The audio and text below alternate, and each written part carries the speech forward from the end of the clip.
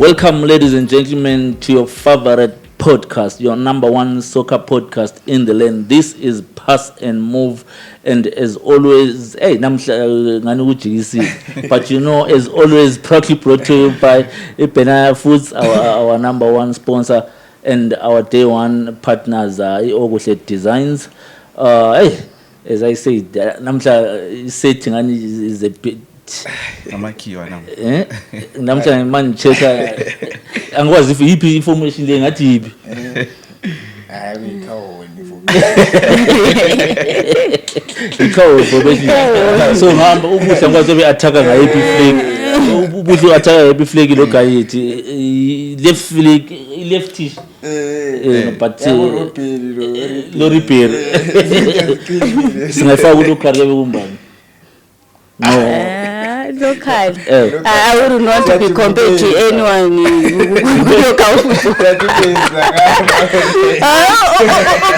Opens as a center forward, guys.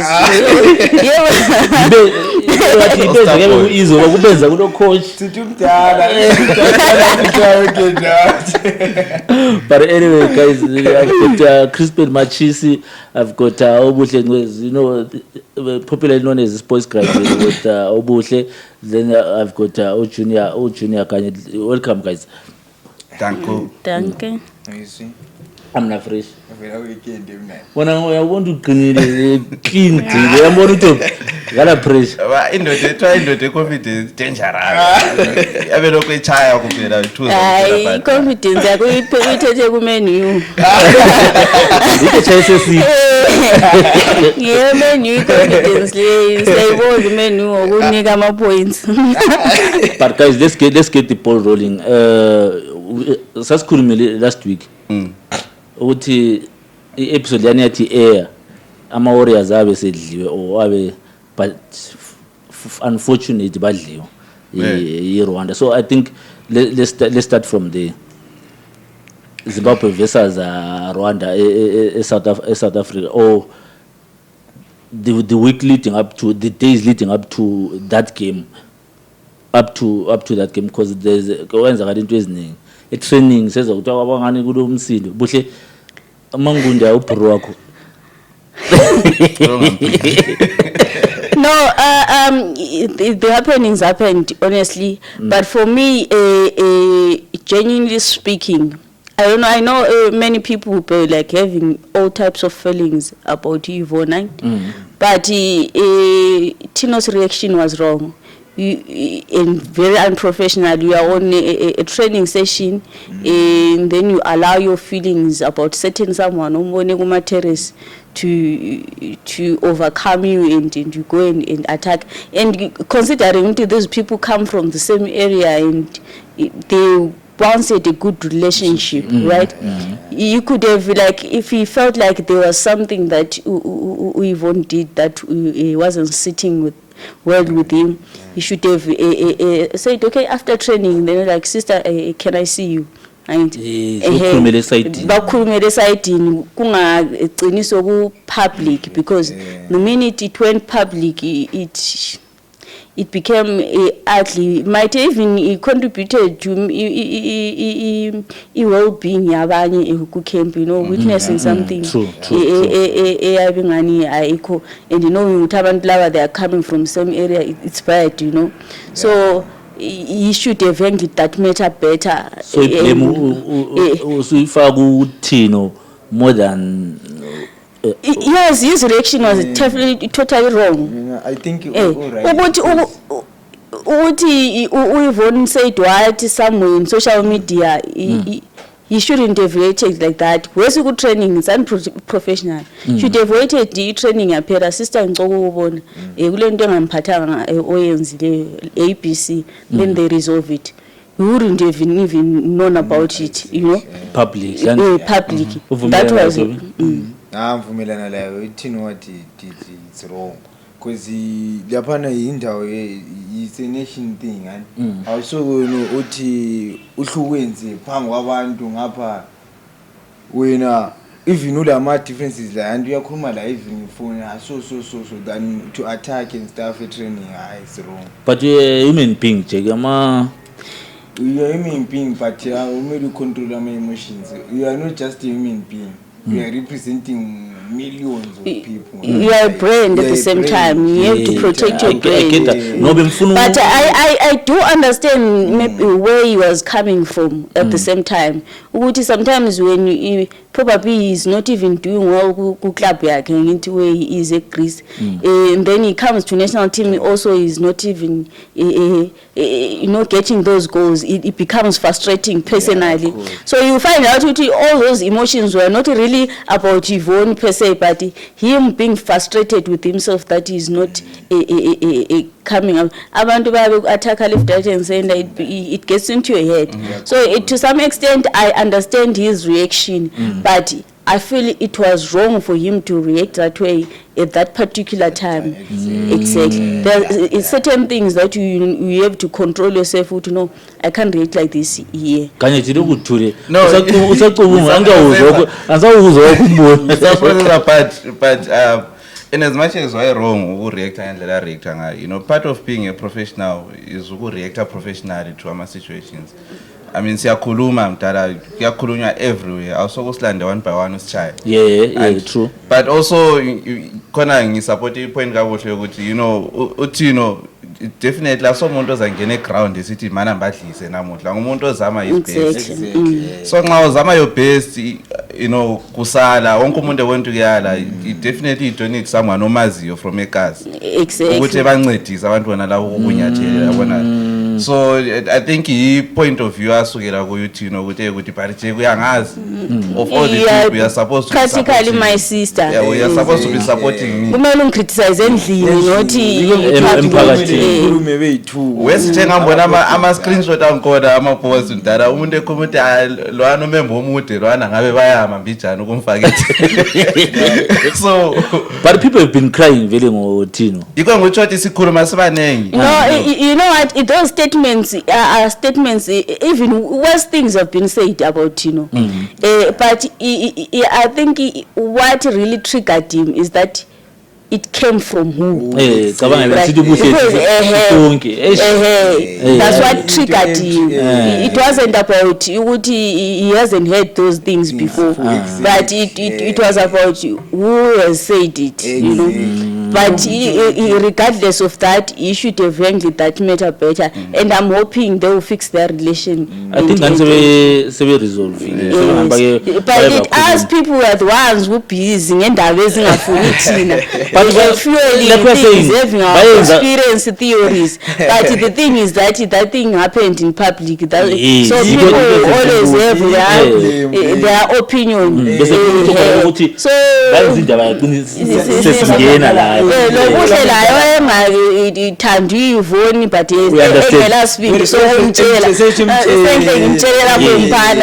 Hiding behind that situation. So that's the thing. But leading up to a game, what about the effect in Ogi fracas corner a game?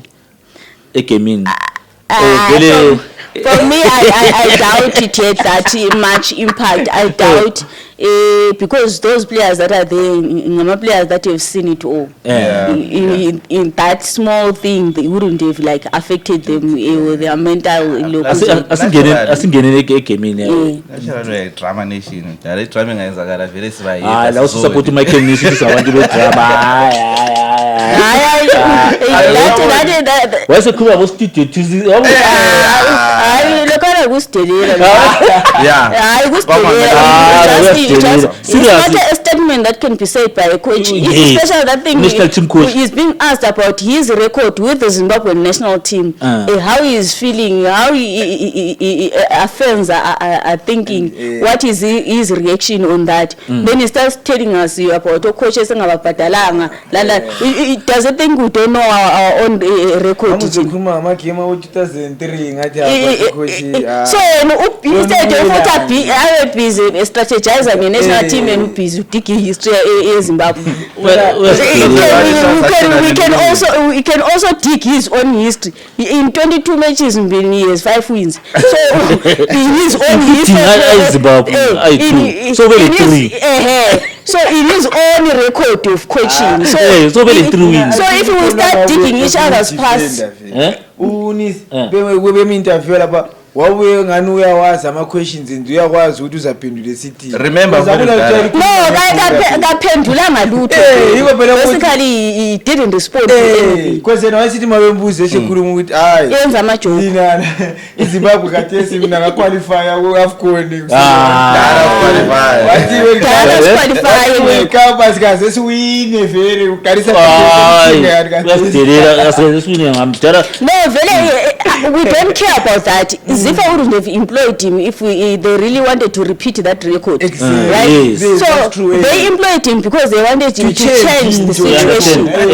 So that's what the questions were about. Okay, when you came here, you had goals, obviously. Have you achieved your targets? How are you feeling performance? Umtasa mdala balegazi ezandleni.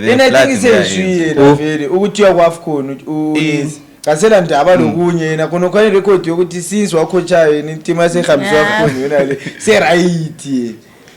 When City normalization committee mdala they have blood on their hands for ukukhetha Onis. I'm sure iPolana mdala yayilama coaches ayengcono kuLonis. Kacha even nxa sikhayela history. We the coach kwakuthiwa kumbe wawina iAFCON lawo But sekhulile no Cameroon run. Uyabona uTobilono wayikhona kulo. Is Belgium I think ucoach lo. You know wakungathatha since City simbhadalayo ubhadalwa yiFIFA. Mina but kanye I tend to angiboni ukuthi ngingablame normalization committee. Fine bakhethu Nis. Umichael Nis ga prove ukuthi is a proper coach. Ngasiwinile ama game. You go to an interview. If you would I can work under minimum supervision. You understand? I can work under pressure. You know, sebuni kumsebenzi. Then mawusu lokuzu usufail usubuza ukuthi how. Kanti wena wathi so ususethi yandile la ngikhachayo. Does that make sense? It doesn't make sense. All right, upikile ama players and squad asikhumene ngegame lani eRwanda la. I think we also that match. Mina yazi ngabona into eziningi kakhulu ezirongo lapha. Kulo umfana lokya Prosper that mfana namncane kakhulu. I understand zibili yebo into that the point esayikhuluma ukuthi ungahamba out automatically eZimbabwe You have to play. somele udlale nxa uthi out.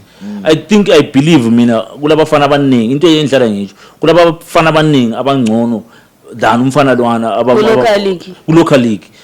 From the interview, Michael Nix, one thing that I picked was he doesn't respect our local football. Proper. That's the point. That's the point. He doesn't respect it. Because you also respect the national team.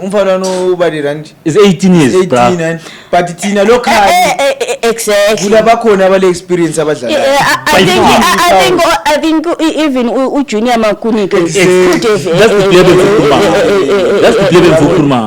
for Junior is better because he's playing week in week out. He's doing well, and he has the body stature, you know, to play. But at the same time, I wouldn't blame him because that's the squad that he had picked, and those were the players that were available at that time, exactly on the day. So playing that boy, I would say maybe he wanted to assess him. But my biggest query, my biggest query, because that was deemed as a dead rubber. There was nothing that we were playing for price. So basically, there we should have been like he should have been like assessing players that he can take to AFCON, right? And the players that he hasn't been giving chances. So I saw the Prosper situation is that in that aspect, right?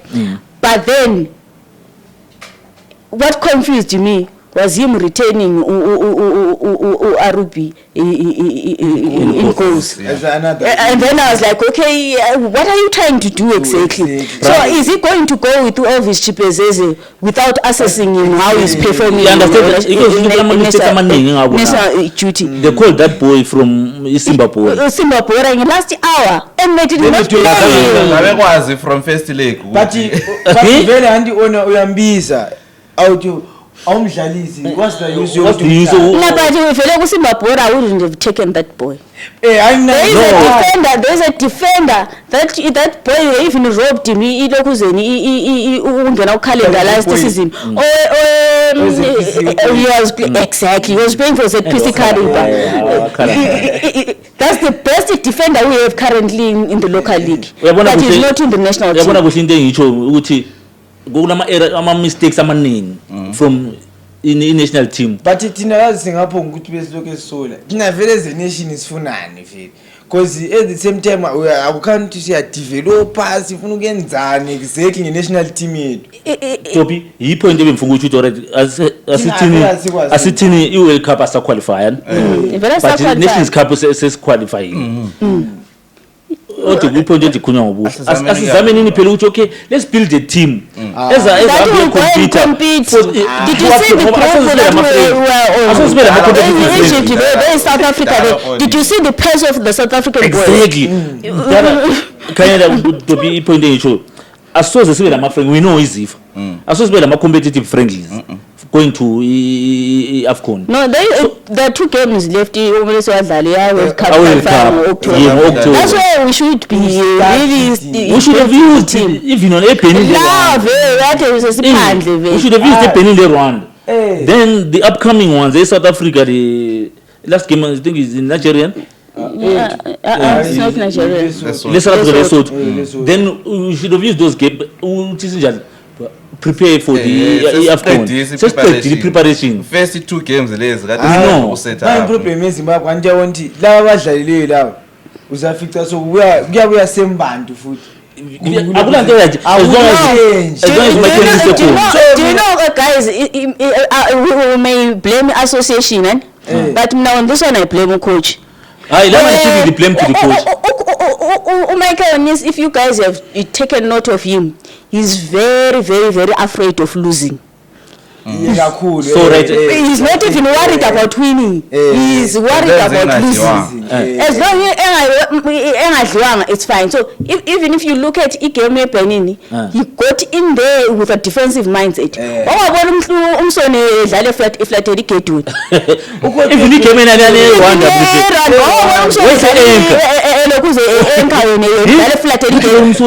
Wanda pero manje ngibona lana weRwanda wathi mina ntembona umsoni ngani ungaye emuva nhle ngaba yini budget sami sesesebenza kodwa nguye umuntu athi njani so he goes there with a defensive mindset. And another thing, if you have taken note, Michael Evans doesn't substitute unless he is conceded. You understand? So all the games, if you have watched all Michael Evans games, he doesn't substitute in my mbuzo wami nangu ususithi do we keep uMichael Nice semfaka kuzifa kathesi do we keep uMichael Nice going forward or Welcome to Benaya Foods, your trusted supermarket where quality meets affordability. From everyday essentials to beauty products, we have got you everything you need under one roof. But that's not all. We take pride in producing our own high-quality mealie meal and nutritious soya beans, ensuring you get the best straight from us to your table. With great prices, friendly service, and a commitment to excellence, shopping has never been this easy. Step in today and experience convenience like never before. Benaya Foods, the Royal Pantry. because the record sesibonile ama reactions akhe konke sesibonile I think to me is a coach that you don't need. ukuthi ka rest dala I change can go either way. Sesingacoach uMichael Nice evaya and sithola omunye ucoach bese ku disturb ukubona kuvele kube wese kakhulu ozafana lo Michael Nice because thina asikaze sithathe alright Mina but for me I would have risked it. I'm a risky taker. Mina to me even that I don't see progress on Michael Nice. I think that's why very ngingasoze ngibe umbosi wezifa. Because mina after interview I was going to fire. Yes. Uchira kwalide igeme Rwanda. Mina bele amboni those things on a serious note. Keeping Michael Nice sesingamgcinela ukuthi no like ngumuntu okukhuluma ngendlela 14 games, 2 wins. what's that If you saw his interview with ZTN, he was asked, how many games have you played? 12. How many games Michael Anise have won? He started to defend. He was like, how many games Michael Anise has lost? You could tell what his focus is on losing, but we want to win. We are not. Exactly. We don't care about your record. Yes. That you have lost vele wayalokwenza ipress ukurelease isquad ngepressure because wayesaba ukubuzwa ngendlela abuzwa ngayo ngoTabaziwa laphana. So vele I think any press akasayifuni mthetho wakhe. ipress mjali yafuna Manje very mandatory very FIFA vele yabifayile so nalo uzama ukubaleka. So yena vele Christians guys machisa kanye tari angalizwa proper do we keep or awunisi mina so far mina angaboni progress yasenzela yona because since wabuya yona manje uthi sidlalani thina siya attacka siyambasana identity yethu thina sikwazi lokuthi siya groom amboni uthi sigroom vele wabona ngayo ukuthi locally yena uyabukela eBoss Scotland ubukela Scotland eHarare ubukela Scotland bathi baningi abantu abachovayo phandle yabo you can go as far as Ochisumbha nje even with D1 mina vele I have a problem with us nje generally when we complaining about players that are not being called on national team we focusing on Premier League but the players who are playing brilliant ku Division 1 especially kuphela abothiwa ngobantu abesibadlala uKhosafa labo exactly Amanda 21 I understand maybe the Khosafa part, right? Maybe they were focusing on rebuilding and whatever. But the Chan squad, we should have sent my Chan qualifiers. We should have sent our best local players that are performing and see what they are going to do. Because you bring the overseas guys and stuff and stuff, but Chan is strictly local players. Yes. Those local players should have been given an opportunity. All top creams, they should have given an opportunity to prove themselves. That is why people so kind of liya because of and how are we going to judge them? Because you can't say locally get poor. Yes, it's not. I feel my resources, but in terms of players. But how are we going to really believe you if you're not giving them a chance on international standard? You understand? That's why we should have rated ourselves. Kuma qualifiers, for sure our league is very poor. When we would send our best players, but then you go and send them under 23. I saw wrong. ngabona South Africa mdala there is a connect between i-national team lama local clubs. Of course ucoach lana athi efika vele wafika ekhuluma ukuthi standards salapha ayisiso engifuna but singasebenzisana sincedisana anti so into ayenzayo wafika wahlala lama coach ePSL wabatshela ukuthi mina ngi-expect ukuthi ama players ami enza bengwakhetha edlale so yikubona national team dala bakhetha from i-team eku number 1 even i-team eku number 13 ku-PSL uyathola le player ku national team in South Africa it's because sebedlala into abayizwana nayo from national level to club level. That guy when he calls for you in national team, he calls clubs, coaches, clubs sonke, and he asks them to give top players in each squad. Coach yathi nika top players akho. Even in squads it's underperform, but in your underperformance, who are your top players? Exactly. So and then now when he goes to watch those guys playing, he's looking at those names. So yabona into ngisho lapha sithi i-system ethi structure sithi izifa sona disconnect. That's technical director. I think if coaching ungabuya la ube le power ubatshela ukuthi hayi mina ngathesi ngifuna ukuyenza so lingantsheli. Do you think Michael Anise doesn't have that power? Mina for me interview yakhe liyana wanjela ukuthi ule power. So yena is the failure. That one interview yakhe lana wanjela ukuthi he is the boss. Okay guys, sesibonile iZimbabwe national team, sesibona ama problems. Let's go to the under 17 now. So I think Asithathe nama-calculator. I think no. I think for the longest of time, sakhala criteria of selection and whatnot. Ama games asefikile. Ngizucoach weMozambique. Yazi ukhulume enye into engenze ngazibuza ngagcina mbuyela futhi to izifa. Do you know ukuthi uMnana uthe ama preparations baqalise ngoFebruary and bebese Portugal under 17. Bebese Portugal playing games. Uthe project ile 2 years. Ile 2 years project. Yes. The project ile 2 years. Thina siqalise 2 weeks. Yabo. Bafana bakembe 2 weeks ube. Mina I think izifa umsebenzi kahle abawazi. Ngoba looking at it like I wouldn't say umsebenzi abawazi. Bawazi abayenzi into beyenzi. So far me assessing izifa, we have been more focused on theory than practical. Okay. Of which for you to win in football you have to be more practical than theoretical. So secondly uThulani appointwa nezu head coach wa under 17. Kuzokhulunywa indaba yokuthi kule course. But Last year he led under 17 besiya eNamibia. He knows that he is the under 17 coach. Right? So when as an under 17 coach, what initiative are you taking to identify talent lakho? And you as a coach, you should be telling your association, I need A, B, C, and D. And okay, I need this week there is a tournament, a schools tournament that is happening in Mtari. I need to go there, facilitate it, transportation, accommodation for me. I'm going to Mtari. This week there is a project happening in Victoria Falls. I need transportation to go there. He can't do that, you know why? But he can't do that because he's employed. Yes. Bese mbuya khona but yabona nxangikhala ngeassociation qalisela khona la because uThulani is employed, is coaching at the elsewhere, yeah. Division 1 Bulawayo City. Right. But we've got developmental coaches, we've got the time to do what we say. Exactly. And at where I would go a question association foot.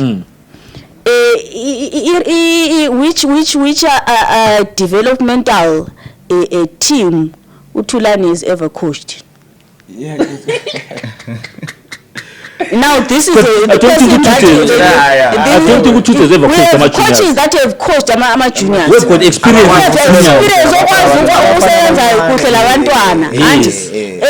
Sometimes into le abantwana is not ukuthi iboys lezana ungabanika omunye coach wama juniors okwazi ukuba treat okwazi who has been his experience from day one. Awina ama games ngabafana bana. Yes. So sometimes into that thing it comes to factor. Have you worked with kids before? Yeah, because communication channel is I understand you understand umfana omncane kunzima. Exactly. So you look at I record ka coaches really. Has he ever coached lokuze nama juniors? What lokuze results is he ever, you know, brought out of ama juniors akhe whatsoever. Project yakhe yakhiphe bantu ngobani uyabona when we speak of Clement we speak of Clement abamaphokho laba who can give you record, you can give ilokuze record yama players that he is produced top coach and came out to tops, right? So that's the question that goes to association. Yes, to the association. Because on what ground? Is he a specialist of junior development? No. Exactly. It's not. So error. It's an error there. To the association. Goes back to women's football, right? Ama under 20 ahambe eRwanda ngahle. The coach ulokuze. Akhuluma free. Ngiyamkhohlwa ibizo lakhe. Ohamba la ma under 20. is specializing really on women's football. One. Oh.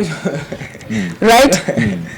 What really product is he achieved on women's football?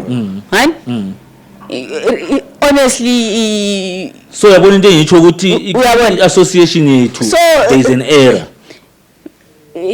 association ingabe ile error, but really in these technicalities I can't really fully blame association, because association appoints a technical committee that have technical expert.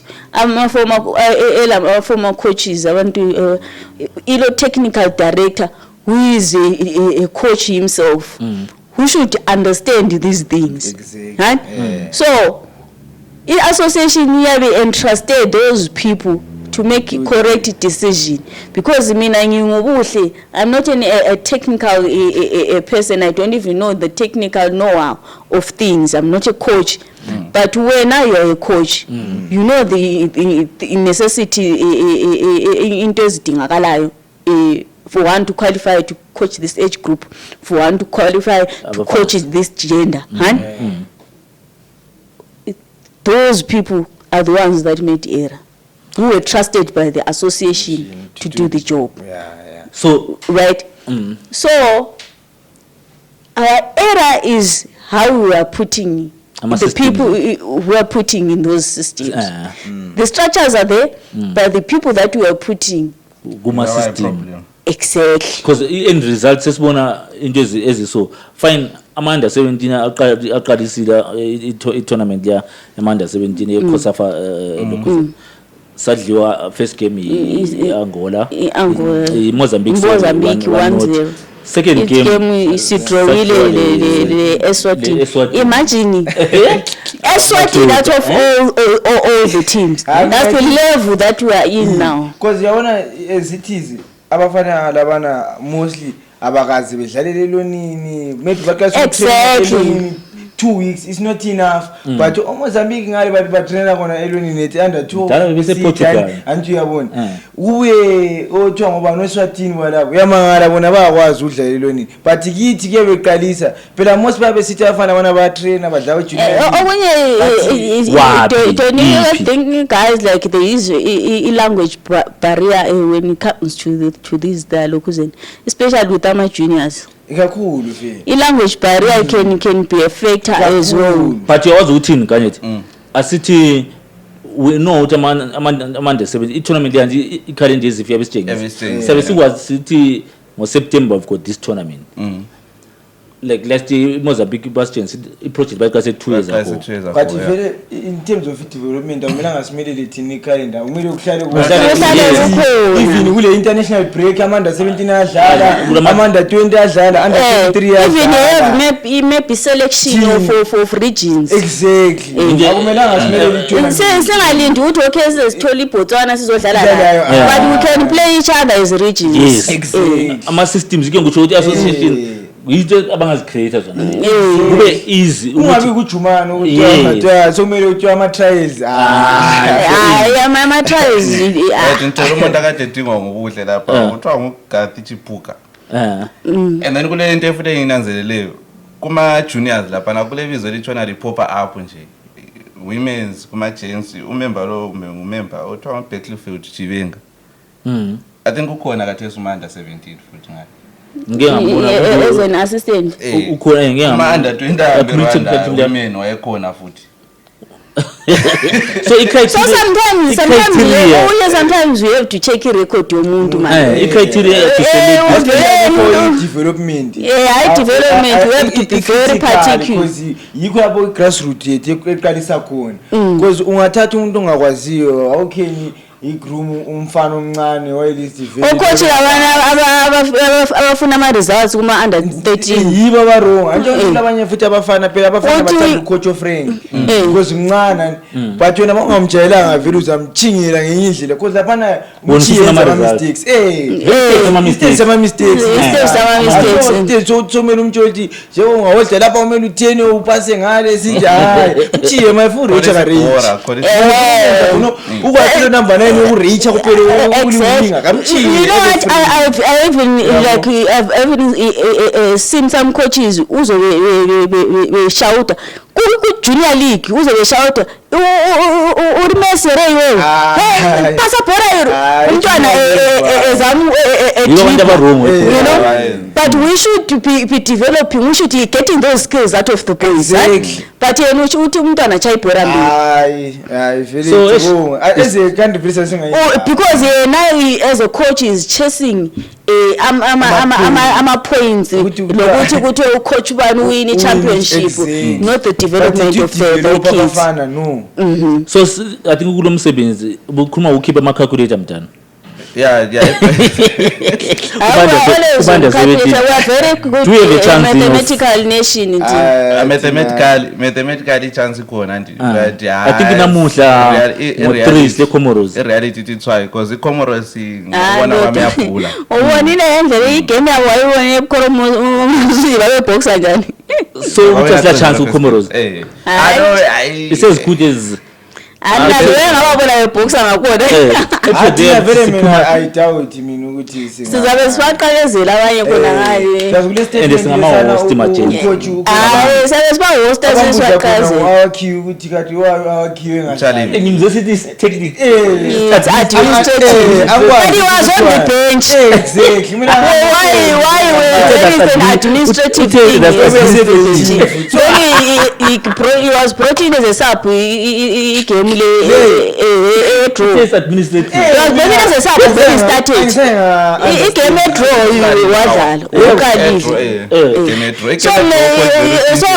So I ended up with getting confused. In the city uthula this time uthi passing ngiharare. What's bigger about? So such statements there sometimes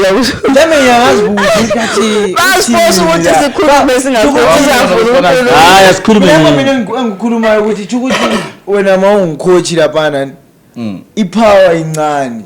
My city is an administrative issue. You are saying ukuthi akaphiwe license.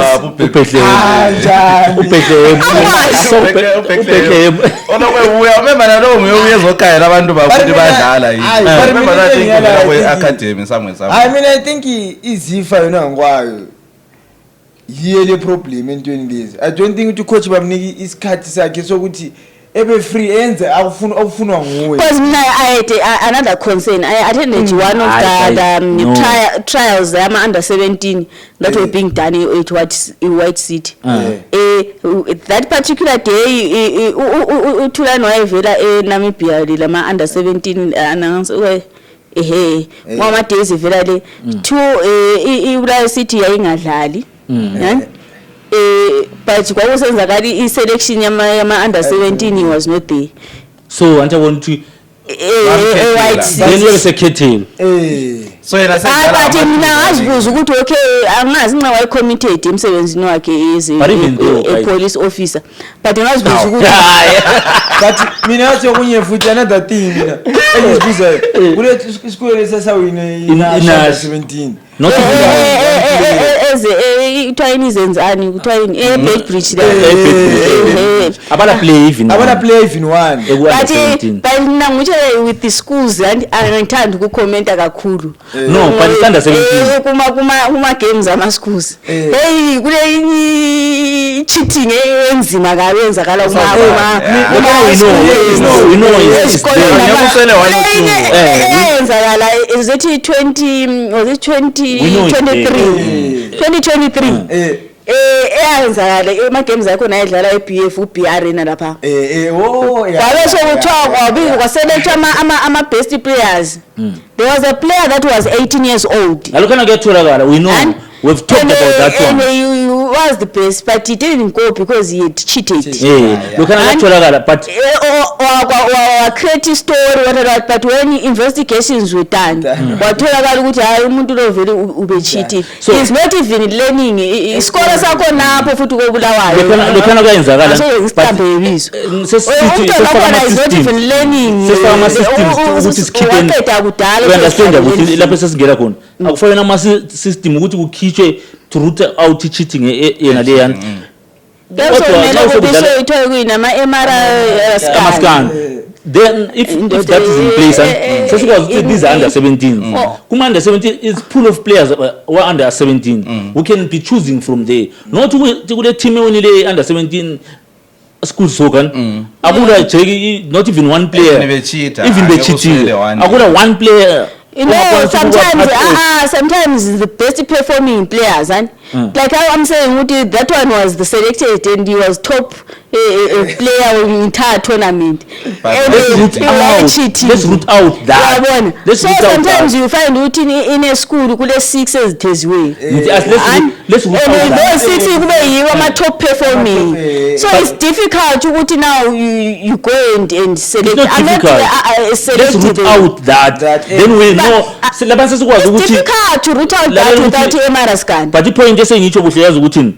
Sesi was what is the pool you choose a player. We know what you are choosing from these ones. Because when tournament they're playing tournament. It's not fair for those boys. It's not fair for those because you understand? So it's not fair for choose but mina awurundi listen to umfane sithi ubantu bani ngamkhulela no but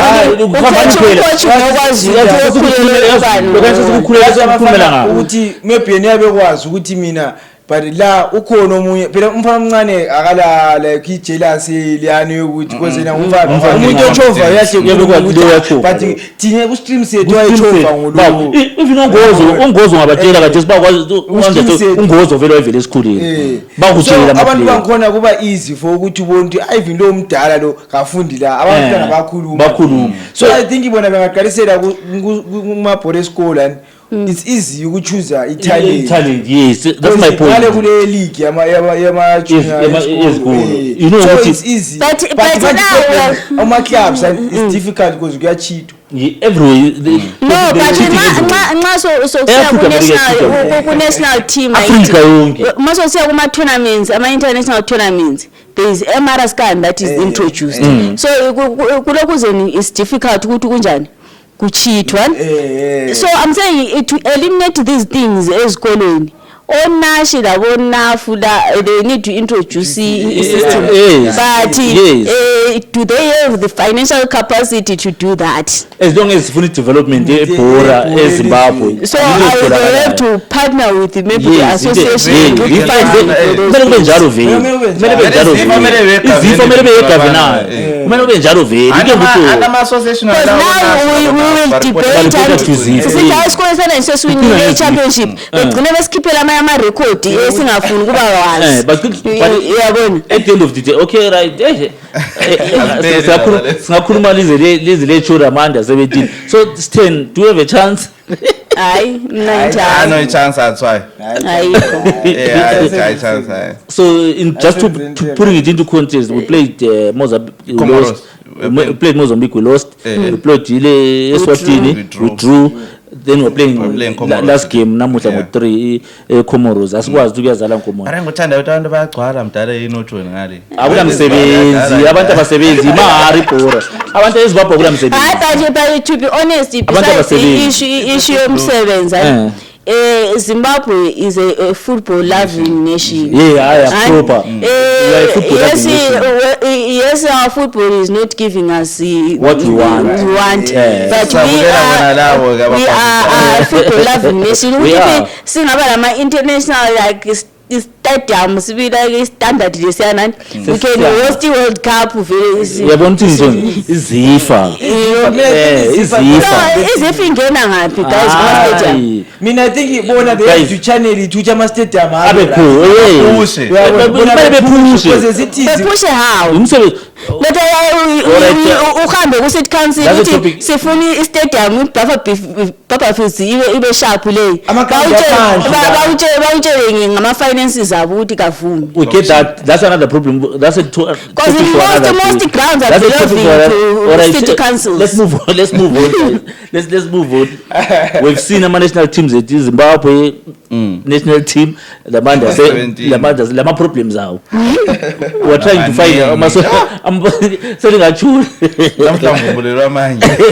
let's move on to i-Division 1 football kumbe sihle siqasa nge-women's football then angazi ukukhohlwe ngemali ezidliweyo lezi but anyway sizaphendula Imali zikabani lezi. ama-supporters ayizwanga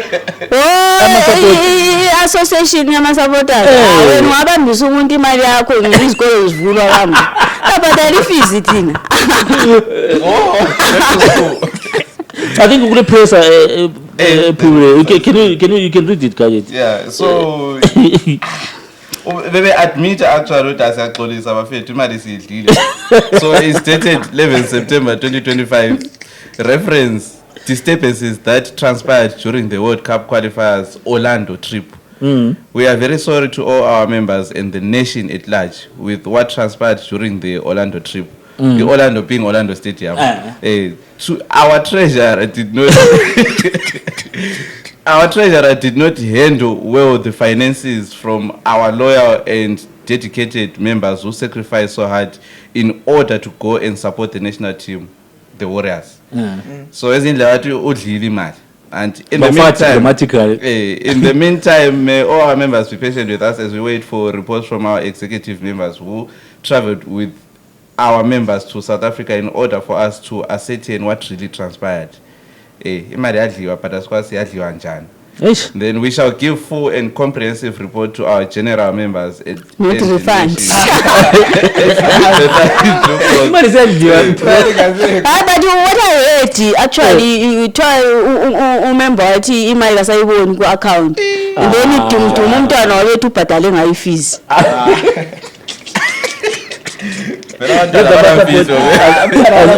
Hayi like ukuthi umntwana uthethe wabhadala yabona ubhadala imali nomntwana imali ezasiphuma lapha azikozincane mdala abantu abethu kuma-boarding school ama-2500 so basically moving on with the program women's Premier Soccer League laphana we saw ama games that were played over the weekend. Yeah. Just to mention a few, i-Islanders idliwe laphana i-Shesha Mgweru Queens idliwe 2-1. Then ngizama ukudinga eMphosa iChapungula iwinile 1-0. Mphosa ihambanga. i-Rentals layo iwinile 1-0. Then ikhwekwe Queens yenza ikhwekwe Queens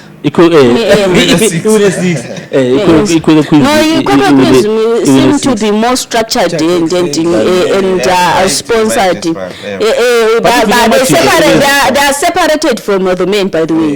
That's why when I'm a local, so it's two different teams. bakwenza mid season anyway babehambelana but wasebe lawana sibengani abakwanisa so those are some of the women were organized. That's the same. We are very organized as women.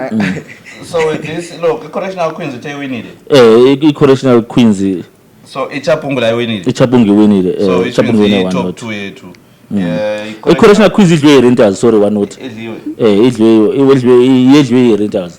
Alright, nxa idliwe iChapungula singu number 1 52 points. Correctional remains with 52 points la. So it's China goal difference. Then i-goal difference iChapungula yabile 50 yabile more than 53. I-correctional yona ibile 41. So it's interesting even ebafazini yabona. And maybe Gafas is good with their goals coming. Then we saw i-sponsors esikhuluma ngaso lesani uthando the fulfilled bafulfillile zibili lokhu zeni.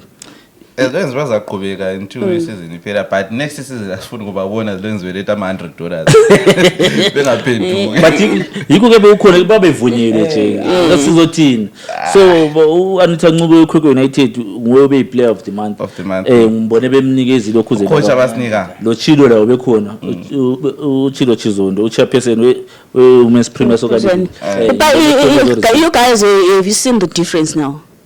At least sike sakhuluma ukuthi so structured when you follow the pages you want proper updates but isandla sakho i-touch yakho yafunakala even lokhu yala i-touch yakho because Kule inconsistency. Yes, there's too much inconsistency. Ebafazini asiba. Asikabibazi, you understand? Uyabungakwazi ukuthi oma players ayilenda ngobani kubomposa ngobani. But you can only know that by going to watch, guys. But even mina manse lokuze say ukhona umuntu even ese choose You can follow my pages, my clubs. That's why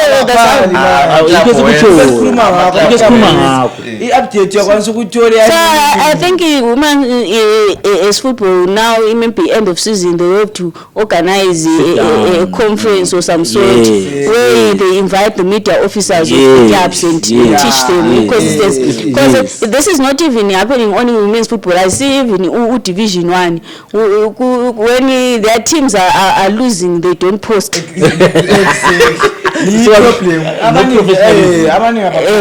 No problem. Post first 15 minutes. Wavela ukuthi ogobhora kweyakhe akasapost. Professionalism.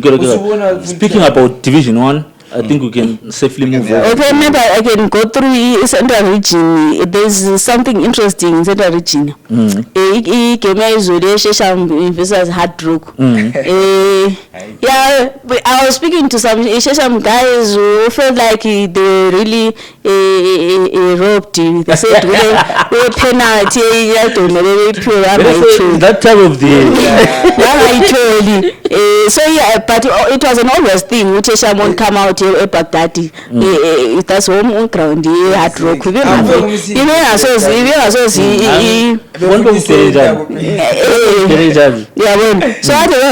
know. So Hard Rock we need against Shesham 1-0, but Shesham is still running away with the thing. Yeah. You know, but it's not tight, Bule. It's not tight. Ile 57 points. Shesham 63. Ile 60 Hard Rock, sorry. Hard Rock 16 and win Shesham. No, you win Shesham. Shesham military 6 points. So Sikati now 3 points. 3 points, but you go difference now. They can be on same points. Shesham inthatheng go difference Shesham 48 against 27. Against 27. Yeah. So it's a really tricky one. Hey. And then there was another interesting match, Gwanda Pirates versus Shabani Wine. We saw the fight in social media before the local.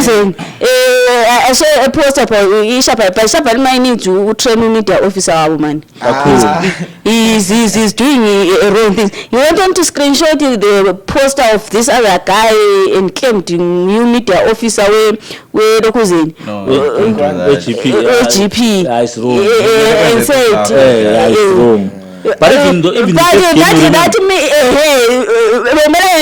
personal account because one posted that thing in his personal account and you're not certain who media officer so you can be charged to sue there's something that I liked always very GP no violence and stuff so they were beaten 2-1 I'm sure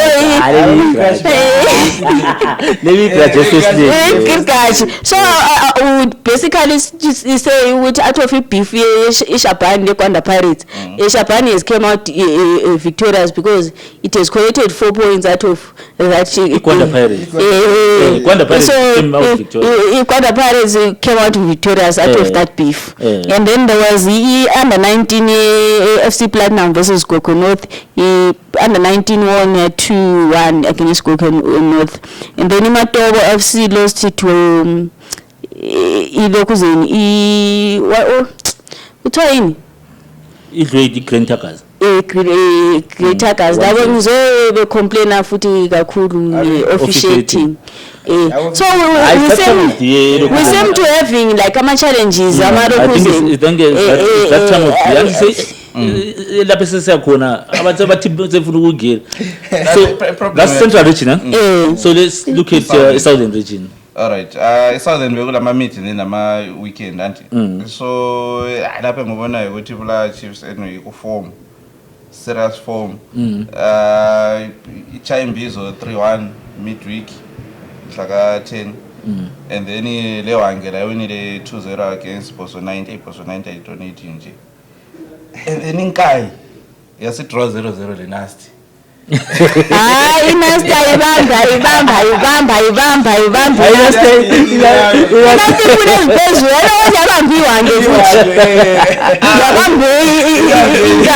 and they are coming for she's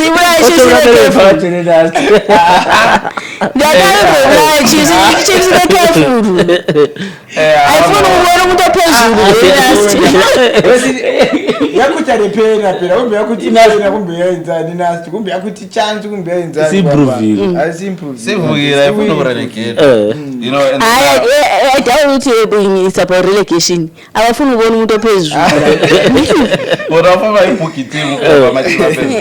And then you weekend also we saw Black Chiefs win. United Yachawa. Draw. So this leaves us with Ebola Chiefs Pezu Lapana. Yes, the 3 points clear. But let's not forget Ebola Chiefs faces one this weekend. That's about great. No, Ebola Chiefs faces this weekend. Chiefs. Away. Baby away. I'm not sure Benzan I won't so asazothi bazabahambisa lapha lokuzeni ground lapha eHasfield not a pitch. bazabaseluvivi. What I said about Nkai. I told you Uti Chiefs, I think it advantage over Inkai. You are now seeing what I was telling you. Uti uzabona isi league sisiyaphela. Chiefs yabe sivulike. No, guys, Chiefs. I tend to differ right now. The team that is playing best football is top 3 in Kai. Yeah, but Chiefs zidlala imbazambaza imali game. But if you are going to play imbazambaza nalana ku Premier. What we're just saying Uti Ibra coaching. Because coaching imbazambaza. Man basically Ibra Chiefs what abaza ukuyenza ukuvula igap towards league sisiyaphela ama Wolves abo Nkai azaqaliso so kasukuyenza kahle. Yeah, I think Nkai really they just found themselves there by surprise. So ayikho bengela pressure. Abala pressure vela bengakuplananga. So I wanted to say advantage with the Chiefs. Chiefs they were ngani beze ku PS Premier last season. And then it turns relegated. Chiefs kept most of his squad sawo mdala. They edit them. Experience you know. Unlike iwange mdala bahamba ama players. Ochuma oboys abava FC Platinum, you know, and stuff bahamba oboys abaningi. You know, plus okunye kwaba disturb ukuthi babeloko besa busy, you know, benegotiate franchise yeZPC uthi becandwa zangena or abangeni. Bakhohle ukulungisa izinto ezizwe ezaziqhakathekile. You understand? You know, by the time isizini siyaqala wathi no asiphonga usebenza la khona ukuyabe sokukhona, you know. That's why ubona so proper bakhangele bebekhangela ukuthi maybe and the change of coaches it affects the transition, you know. Ule philosophy yakhe omunye ubuya yakhe ama players asathi sabambe iphilosophy kalo sokubuya omunye somele bebambe kalo. But so it affects. It didn't change much because uDube abamfakilelwa na vele ubeka system wayewange vele using the system. But you can be in the system assistant coach. Moving on to the Northern Region to be yafiwa ngenye amnawazi happy with the agama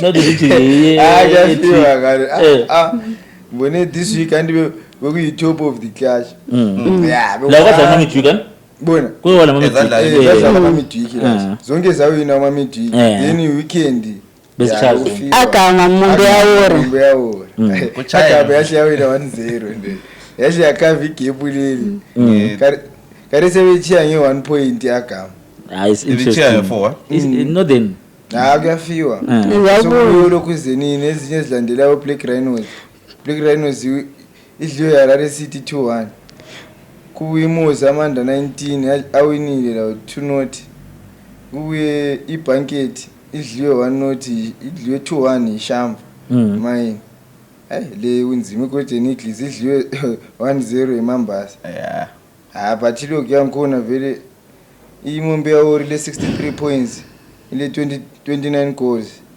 iAgama ile 62 27 goals it's tight.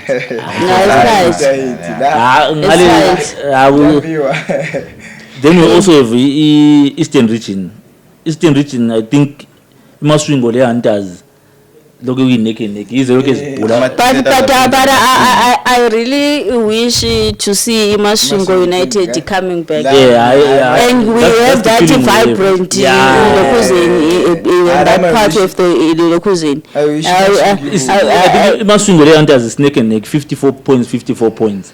So it can be decided across Division 1. I think across Wangama Division 1, we can safely say this week you are breathing proper. Yini lodwa elingani seli phefumula ngomwacheka Eastern Region so tight. kuhlaleni so Northern but bake ba breather inka yabibuya so lakho Zanka yake ya breathe ya inka ya breather iChiefs yabibuya hey volo 7 Hey, so Northern Region so it's a tricky one. wonke ama division 1 very Eastern But Region tight. mina Central Region ikho ngaboni khona Central Region competition. tight.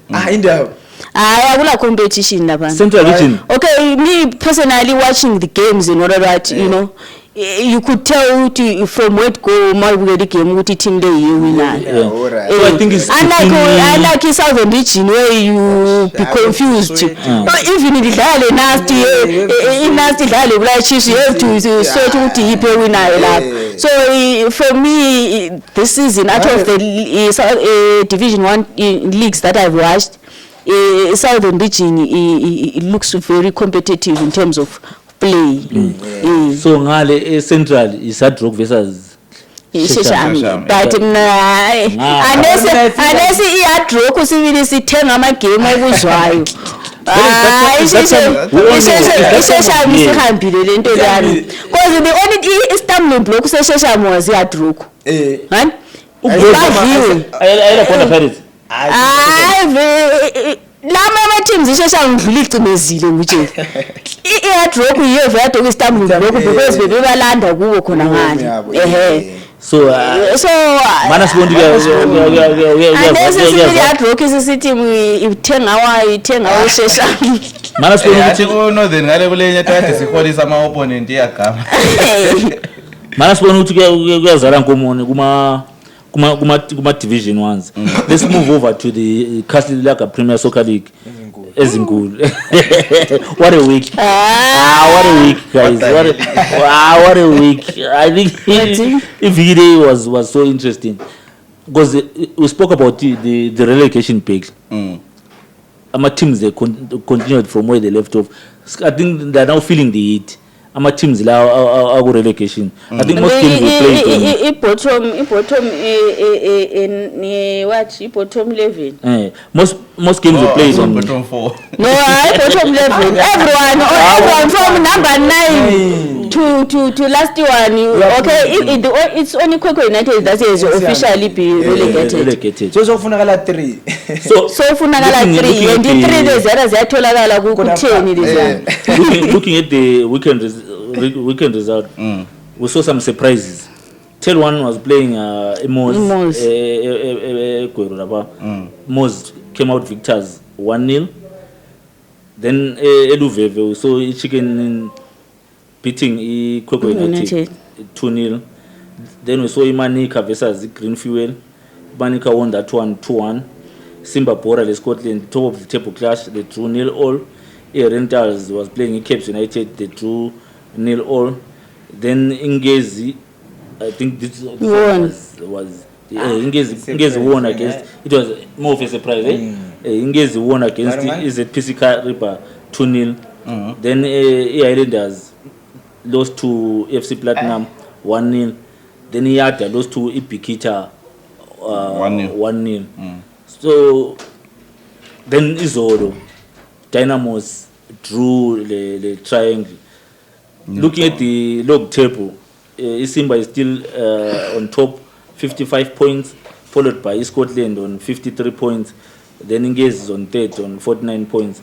Then, as Buhle was saying, a relegation back is getting. I think this is you just as a concentrator here because. Yeah, relegation back iqalisa okay iKwekwa Saibali vele se relegated done. And then iDynamos the next coming games are ile Capes away, Ngezi home, Highlanders away, Bikita home, Yada away, FC Platinum home.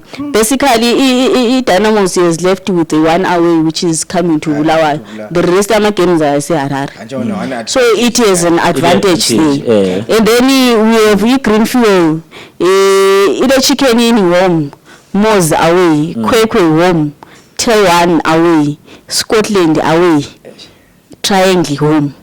A tricky one for Greenfield. Isingahamba Greenfield. It to proceed to watch that project. It just vanishing like that after building a stadium. You can say from number 9, eh? Ngala number 9. And then Bigita Minerals, ile FC Platinum home, ZPC Kariba away, Herendals home, Dynamos away, Simba Bora home, Manika away. It's a tricky fixtures for again for Bigita Minerals to say. But if you see them coming out to go FC Platinum, they might survive.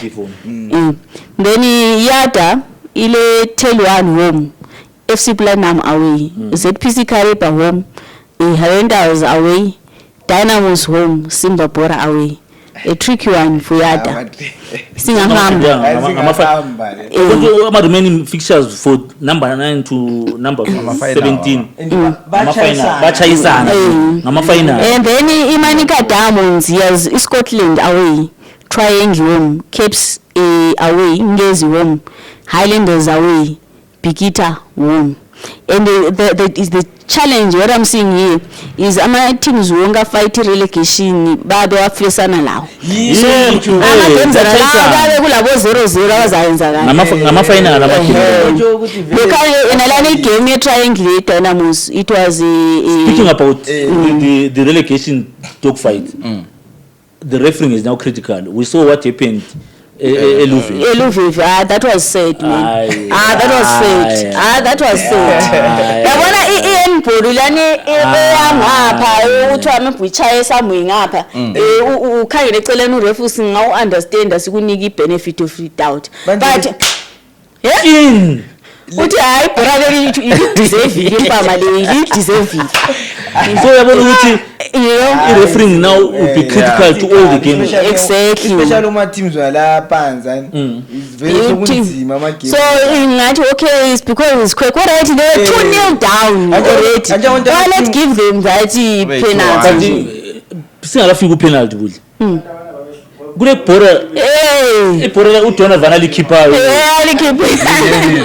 Ibhora laphuma phakathi. Truly speaking. So refereeing that game is the end. It was said sifela konke uthiwa isiphumi wonke ama team laza dlala waphansi wonke athi abalandaba lawo. That team is really Masimba Tinyoro I think is done. Yes. That team is now playing.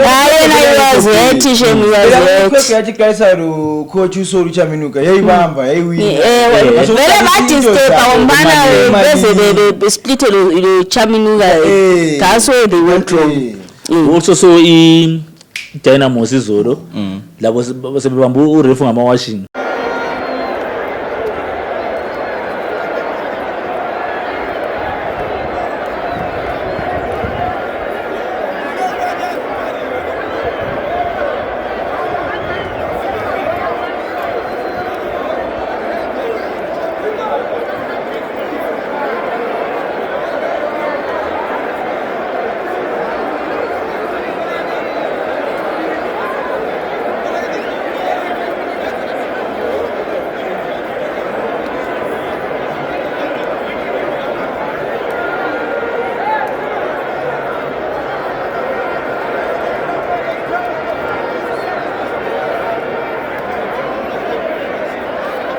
So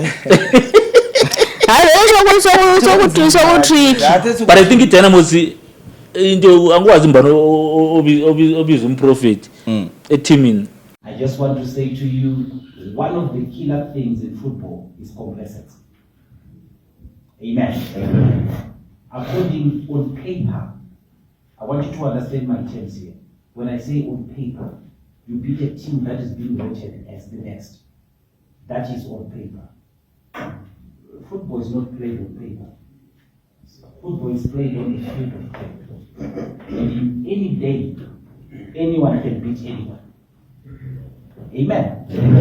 That is inclusive of the opponents you are facing. They are coming geared. Amen. They are coming geared. But you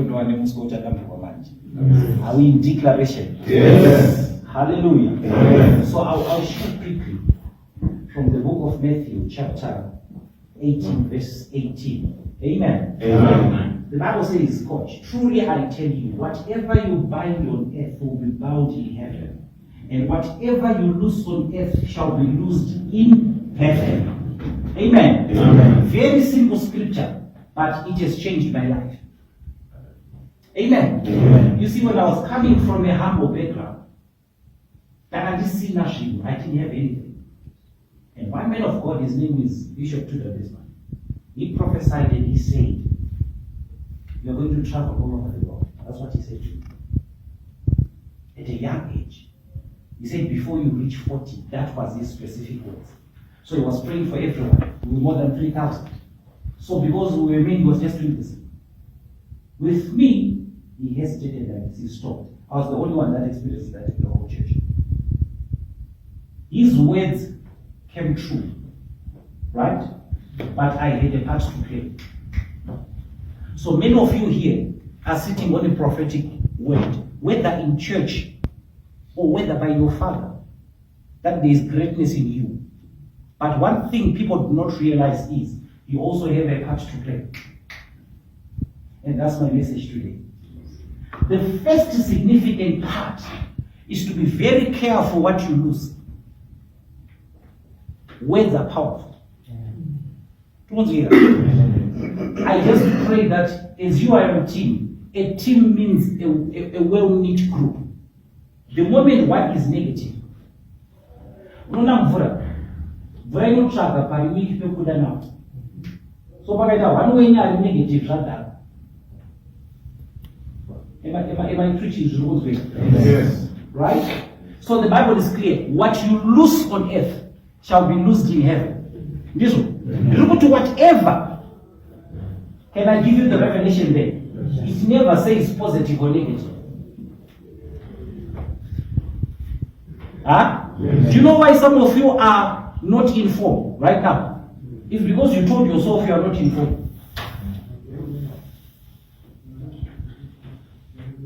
So we still lose something on earth, we still lose something. So reflect in the field of play. Ubam the high five.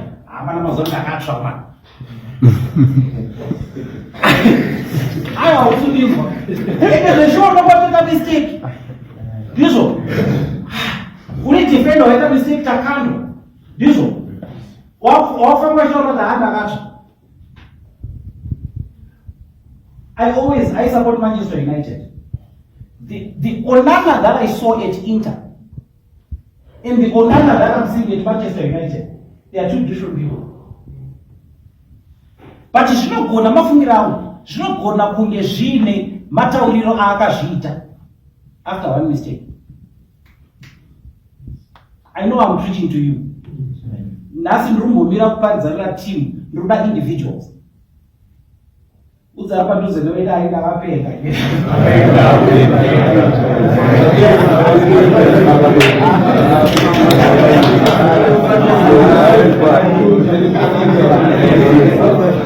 Am I preaching to you? Yes. Am I preaching to you? Yes. That is what you should lose from now onwards. If you have dreams of playing even in the national team, this one. Am I preaching? Yes. Am I preaching to somebody? Yes. So what you lose on earth shall be loosed in heaven. From today onwards, do something positive from today onwards.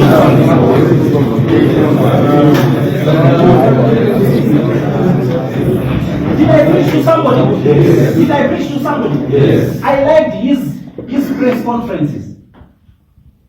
He is one person, if he says the wrong thing, we are close. I can rebuke you and say, no, coach, that was wrong. But I'll be honest with you. I've not rebuked him for anything. Because in his press conference, you know what he's saying? It is well, it can be done. Yes. That's what he is loosing. On earth, and it shall be loosed where? Yes. So, prayer without positive words, it's useless. Are you hearing me? Yes. I'm the best. Yes. I was watching videos online after you beat Scotland. I think it was Shadrach, if I'm not mistaken. It was Shadrach and Emmanuel. The way you guys were packed up, I don't know what say it should be Leroy. I'm about a bench. Yeah. I didn't know the Dimbarene, I did give it. And I said, now you are talking my language. Everybody. What's about to say? I know the Dimbara ijigiwe.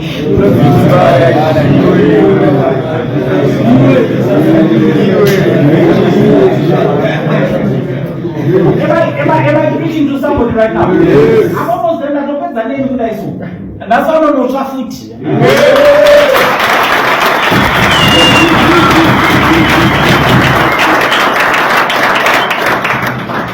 I am preaching to you. Yes. I don't know parts. Even normally when I preach, I'm normally an energetic, jumpy preacher. So because I know what God is going to do with you. Amen. This is only the beginning. Amen. You have seen what God can do. Amen. Now confess it. Those are the ones confess it. This one, confess it. Are you hearing me? Do you know what confess that requires you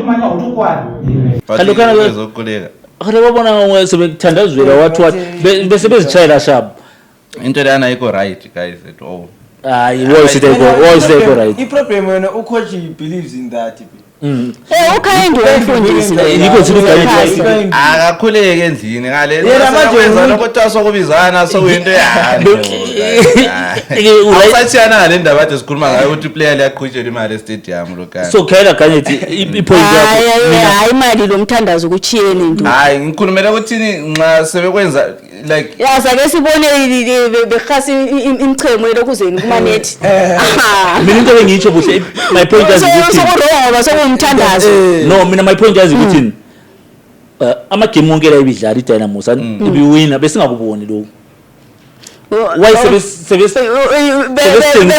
belingakuboni kade ungayenziwa even bekuyenza even bekwenza bekushaya alikubonanga it was in broadcasting yes ke ngikutsho bekushaya ngikutsho bekushaya it happened ukuthi bekule broadcasting idayile uProphet Ronald andibona ngavela kube yathena kozeni ucoach wabo vele uyakwazi hayi abantu bahamba ama players ecenzise esande wonke umuntu echurch nxa kulala into yakhe na believe ngayo ukuthi even efika lapho wathi inza lokhuza yiko umuntu upast so la ithobo ubonakale elo thong Simon Mapranga umupwaringa ukhayini minister echai 1-on-1 then team ivakatshele nguProphet Ronald came yabo 90 so you guys I'm not saying anything into enzakale camp kwenza la camp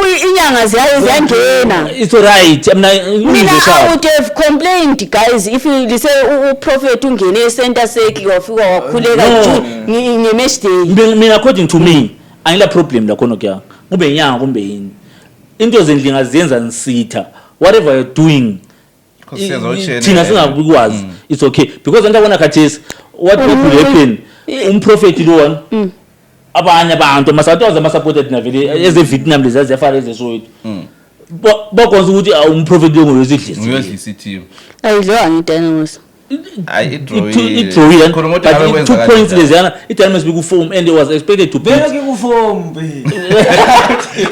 Was it No, they're trying to defend. They're trying to form. yeah, That was a fair result. Israel, I mean, I think it was a fair result. That was Who coach we triangle was there with Dynamos. He knows all those He players. knows everything. Agriculture, Dynamos. And Ukind was more at disadvantage because Ukochulana knew all his players and I didn't know ama players ka Kochula. So for him it's a win. Kana ukuthi idliwe. But yona igame lana mina ngiyakwazi ngeke iphonguwina nje. but why Statistically Ukind was a disadvantage ngade umele edliwe la. yazi why City idliwe kanye 3 points basic crucial kakhulu for Dynamos. Yeah, even for a try. Even for trying. but In contract, no. Yaphuma. Zwana to itriangle binga afford ukudliwa Angeke afford. Tikati.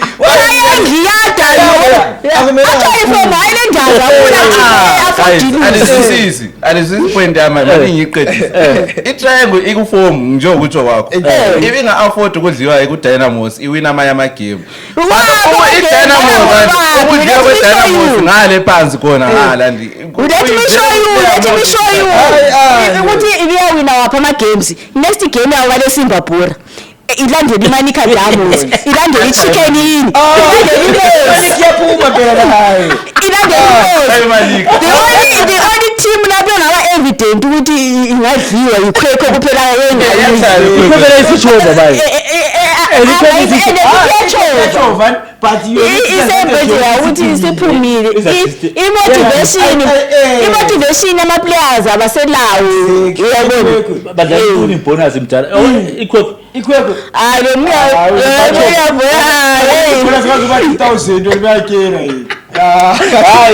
bona imali ama-players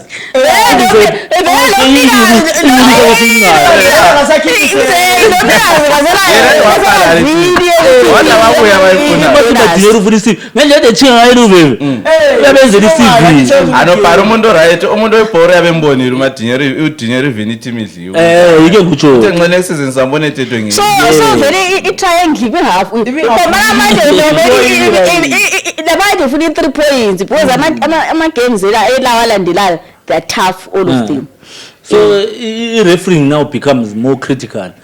I think to ama-game wonke so bele i-PSL bekunanzelisa lezifa nxa serious yes what are standards what but do you know what guys do you know what guys into even kuthiwa libophila amabhawundi ngiyasuspenda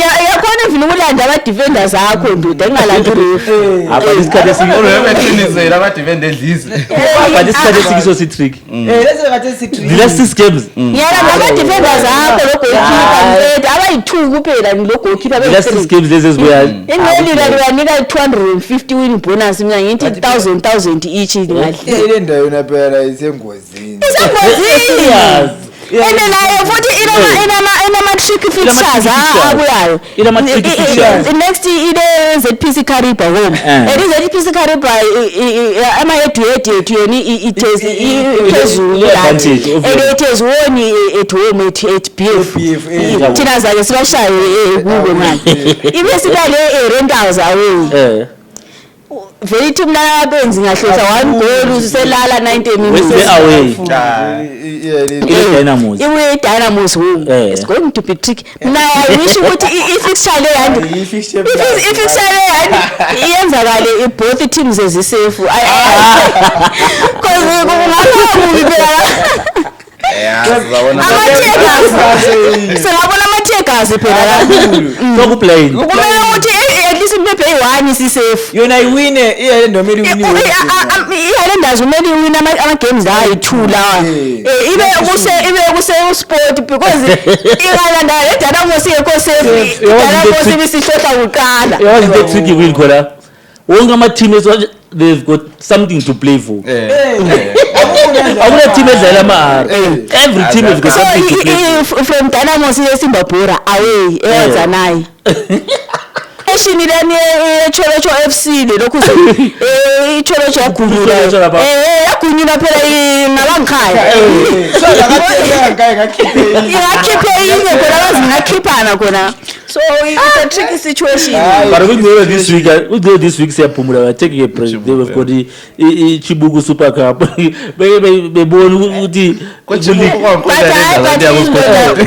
Honestly, they for Chibuku Super Cup, but it's a training fixture. yeah Sebengahamba ngale sebe exhausted into esikhuluma ukuthi Scotland it's a tricky team.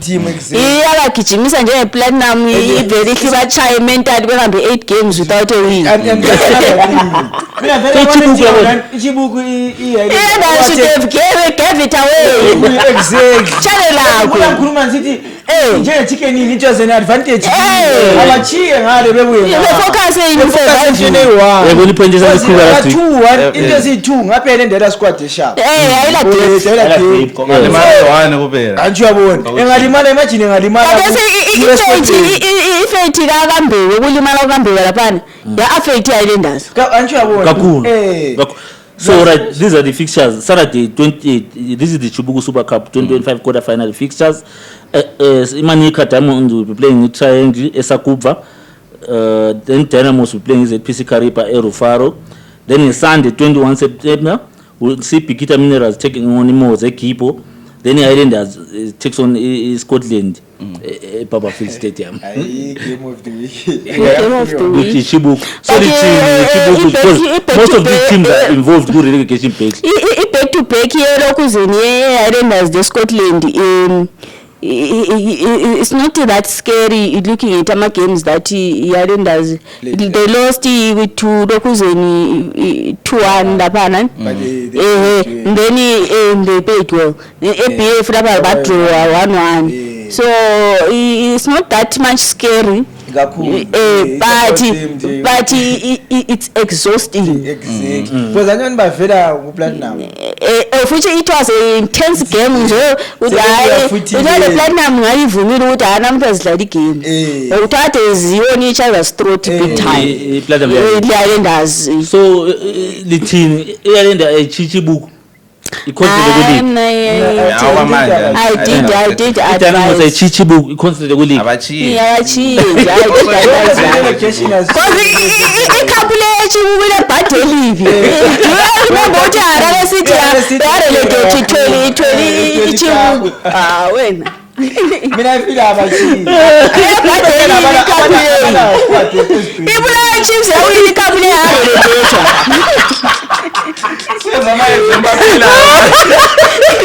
really examples so abachiye Zamazemba philayo.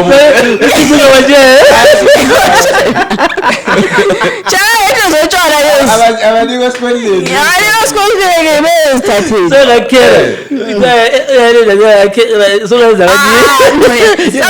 carry hard. Chinese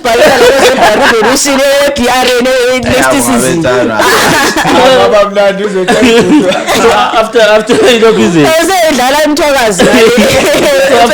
Chibuku Cup that other week, I don't think we have a midweek because the fixture at the continue Friday 26th. I think my fixtures are Ama fixtures ama next IPS vela kwenze la midweek ayevi la.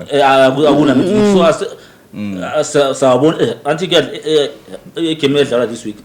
Sabona ngemandi. Yeah, sabona ngemandi. I think we this asegaje buhle ungasighost ibhora li buhle ungasighost. I think it was nice. Guys, ngiyabe ngithema ukukhona ngale ebhukwini ona ungena uthi mbona ibhoreli wenza imambo yalapha nditshela into eziyizwe yabo ngiyabe ngenile emabhukwini khona ngale ngiyabona It was nice having you. I think please continue coming back. I must go. Sekwazi ubu busy but hayi siyacela asisicela. let's go Addition kabuhle to the team libone njani. Sibuze Sibuze ababukeli. sibuze ababukeli ukuthi besitshela ukuthi edition kabuthi to this panel Ayiphatha ngulumende ezingayi. Vele hlelo lamaphupho. Yini semphumile lapha phandle echasa lo muntu uthi wena dusithi ngiseshaya amampama lapha I think Ngizangayela ukuthi ipanel is complete my Yeah, sibalance. Yeah, sibalance. Ile feeling le right thing kuyahaya.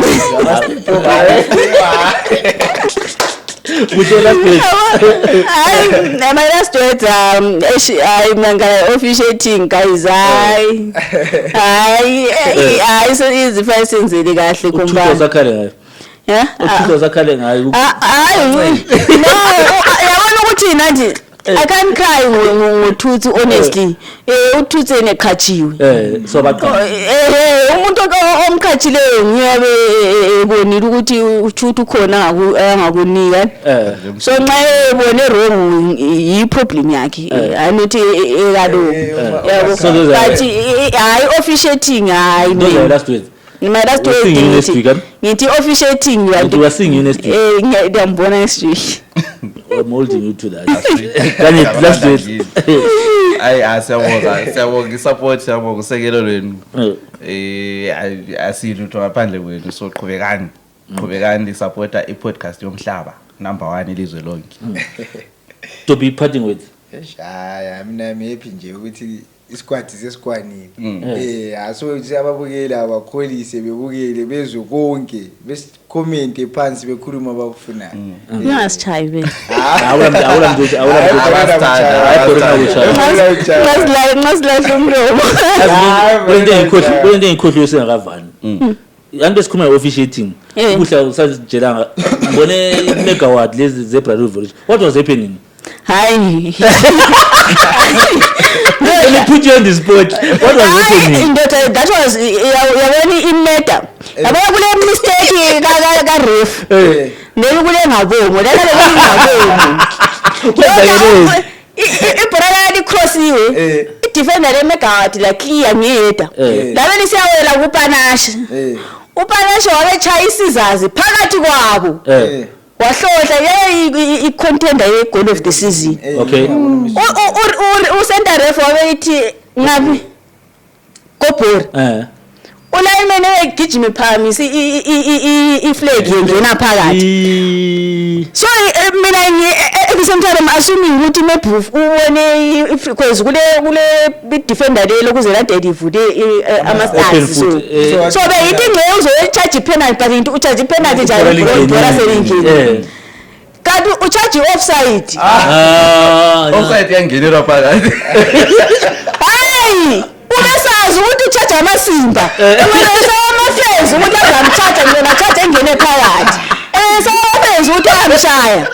Ngoba ngicela ngena phakathi. Bathi wenzithi. Akabe sithini nje akathi ngixolela emergency mistake. Uchiya relegation ke mistake. I think wathi mistake. Abemfuna amafenzi. if I ichilana bese kuyini between players and hayi then lokuze no ref sithi i-players continue phela so izebra vele athi sifaka i-pressure lapha umplayer le megawatt yabeli godla ibhola iplayer lezebra selithi keep ibhola la badawunselana badonselana ibhola Bakere sibuye kona ugoalkeeper wemegawatt wayesuka ngale kweshaya isibhakeri asozibhakere kwaba ngamantshomani pempana I think video analysis but please we have said this on the show. Not violence. No to violence. Violence. We don't condone. We don't understand. We don't condone such. So I don't know ukuthi ugoalkeeper yami becabangani kahle uthi awunjabulo Dube. I don't know what he was thinking. That red card deserves ukuhlala 4 games engadlali. Kodwa wayesuka ngale kweshaya isibhakeri. Asozibhakere kwaba ngamantshomani pempana I think video analysis but please we have said this on the show. Not violence. No to violence. Violence. We don't condone. We don't understand. We don't condone such. So I don't know ukuthi ugoalkeeper yami becabangani kahle uthi awunjabulo Dube. I don't know what he was thinking. That red card deserves ukuhlala 4 games engadlali. Usuke egedini lakho akwazi ukuthi issue neyani. Red card. Baphile red card but mina I think that lokuzeni if it deserved even abanye abayi 3 or 4 I think this is a because the person who noise was the one at the other you are supposed to be beat even if it wasn't a red card but a yellow card about 3 or 4 my yellow card so it shows again who goes to referee again ukuthi very officiating was bad. I think labo assistant job assistant lo sesaba lo omunye wena issue wena uchacha njani offside ungena phakathi usazi into yenzayo vele I think ubenza uzayifaka just to give our viewers I think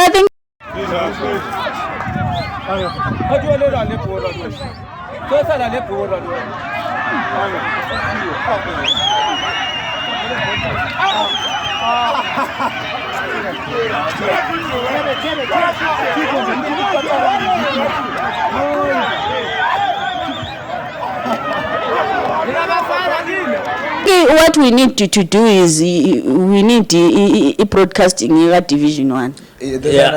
We've cried since nini. Okay, I know about it in my details. ama media lokuzeni awuzizana lama amancane nalawa instead of pushing for PSL actually because umuntu omele broadcast Division 1 but yena wazithiyela you know thina ukuthi ukhala ukuthi awashela njani to cover you see like what Chiefs is doing payment bazayithi monetization bazazenzela monetization with those videos to cover ilabor yabo you know because i-officiating elaphana umuntu abesazi ukuthi lokho abanye abasofficiatelayo ngabaxoshwa ku-PSL so umuntu waxoshwa for incompetence umnika umsebenzi kanjani abanye ngabaretire bayaphendukiswa usakhohlwa vele into eziningi but rather I would like to say isikhathi esesikiso what is very officiating in Zim either is PSL or there is but I doubt ukuthi orefu abayazi into abayenzayo there are a few who know what they're doing like like I'm saying uthi kule mistake obona ukuthi hey mistake kule into obona ukuthi uyenza decision ayazi ukuthi uyenza so it is to do with you know influence so I think very issue there to solve it is to avoid ukuthi indawo la ama teams yiwa badala oref imali lana ivele ihliqale kuzifa izifa kube yebhadalayo because mina ngiyakhona ukuthi umele mbhadali orefu 4000 ihambi 6 uzaba kwazi njalo dentist umuntu ubhadala envelope cash I spetish on that note on that said note I think we can end this week's episode please continue supporting subscribe like share libatshela uBhurubeni ukuthi there is the #1 podcast in the land we're trying to fix Zimbabwean football ipanel to kade si complete uMancube is back uthoza sneak isikhathi Mancube ngani isikhathi uthe kasabi ngesaba guys lingayo podcast remember after I employ Zebra baba she became busy she became busy but namhla simcela please find time nxa continue to this I think this it gives a balanced conversation iba mnandi very knowledgeable ngebhora please guys as I said please like subscribe share and let's engage in the comment section on that note see you next week guys.